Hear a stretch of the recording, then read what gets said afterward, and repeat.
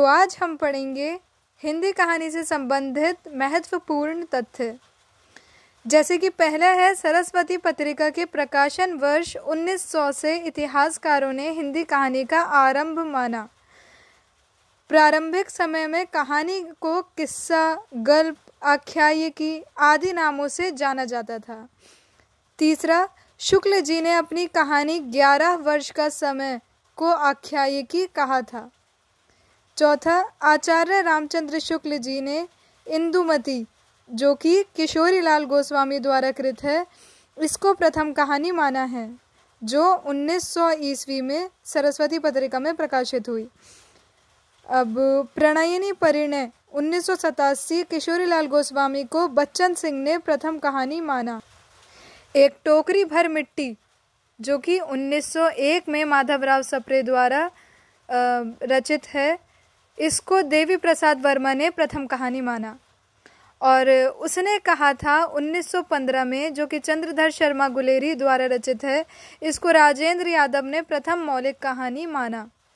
अब 11 वर्ष का समय कहानी के लिए लक्ष्मी नारायण लाल ने लिखा भी है कि शिल्पा विधि की दृष्टि से हिंदी की प्रथम मौलिक कहानी है रामचंद्र शुक्ल कृत 11 वर्ष का समय। कहानी विधा पर नामवर सिंह ने कहा है, कहानी छोटे मुंह बड़ी बात करती है। सबसे उत्तम कहानी वह होती है जिसका आधार किसी मनोवैज्ञानिक सत्य पर आधारित होता है। ये प्रेमचंद द्वारा कृत है। अब मुपासा, अनातोले, चेखव और टोल्स्टॉय की कहानियाँ, उनको पढ़कर हमने फ्रांस और रूस से आत्मिक संबंध स्थापित कर लिया है। हमारे परिचय का क्षेत्र सागरों, द्वीपों और पहाड़ों को लांघता हुआ फ्रांस और रूस तक विस्तृत हो गया। ये प्रेमचंद द्वारा लिखित है। तो अब हिंदी कहानियों का काल विभाजन।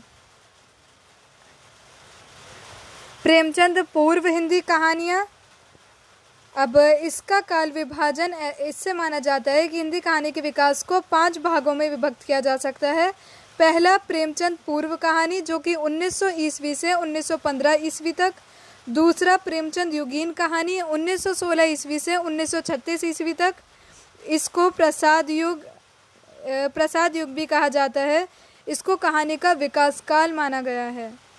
तीसरा, प्रेमचंदोत्तर कहानी, जो कि 1936 ईस्वी से 1955 ईस्वी। चौथा, नई कहानी 1956 ईस्वी से 1960 ईस्वी। और पांचवा, स्वतंत्रोत्तर कहानी, जो कि 1960 ईस्वी से अब तक।